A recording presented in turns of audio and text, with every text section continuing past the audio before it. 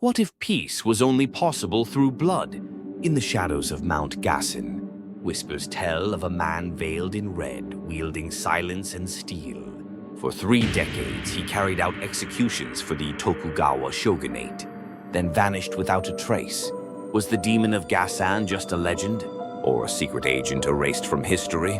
From forbidden records to modern sightings, discover the chilling truth behind Japan's most mysterious executioner. Subscribe for weekly legends, conspiracies, and truths hidden in the samurai shadows. What if Japan's bloodiest legend wasn't a myth, but a classified government operation?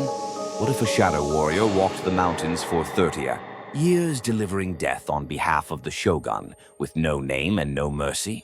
This is the story of a figure feared in whispers, erased from records, and immortalized only in a single tattered scroll.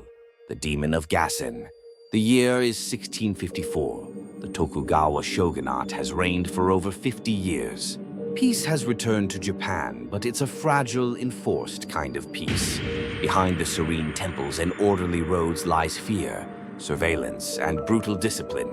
And in the far reaches of the Dewa province, near Mount Gassan, people vanish. Entire families, outspoken monks, minor samurai lords, gone. And always the same whisper. He's come down from the mountain. The figure is known by many names.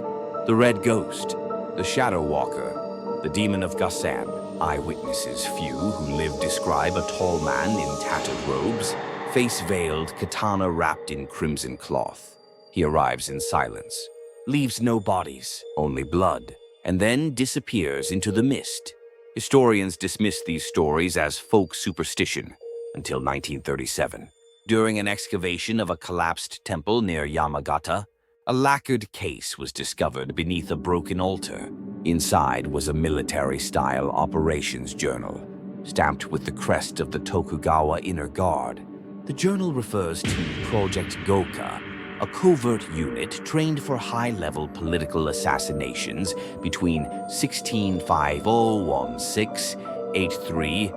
Its lead agent is codenamed Koryu Crimson Dragon. The journal details dozens of missions. Execution of a tea master accused of harboring imperialist sympathies. Silent removal of 3 junior daimyo discussing secession. Purge of a Nikko shrine monk writing seditious poetry. Each entry ends the same. Confirmed. Return to Gassan. But who was Koryu? Some entries hint at a samurai who once served under Tokugawa Ieyasu's grandson, but was expelled for unknown reasons. Others suggest he was a captured shinobi trained in death arts, then turned by the Bakufu. One entry describes his training, body and blood severed from identity. Purpose is the only name. Gassan is home. Gassan is silence. Gassan is grave. In 1672, the journal records an incident. Subject terminated, unauthorized, target child of sympathizer. Emotional breach noted. Isolation recommended.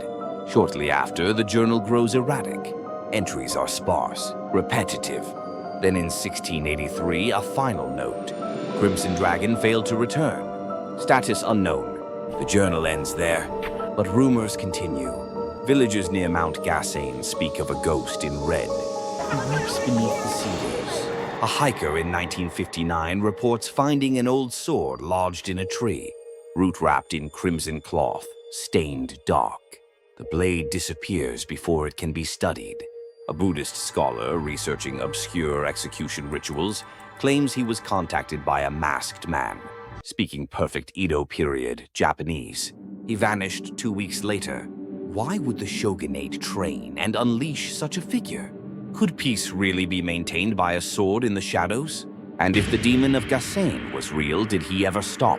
Some conspiracy historians argue Koryu never died, that he passed his identity to another, that the Crimson Dragon is not a man but a role, one taken up generation after generation.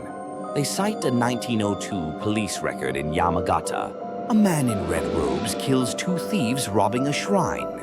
He speaks no modern Japanese, disappears into the fog. They point to a 1998 Reddit post deleted, "Now be a trekker," who describes meeting a wandering priest with burning eyes. who carried a katana and spoke of the emperor's betrayal, and they reference an unmarked grave atop Gassan, where fresh incense appears every year on the same day.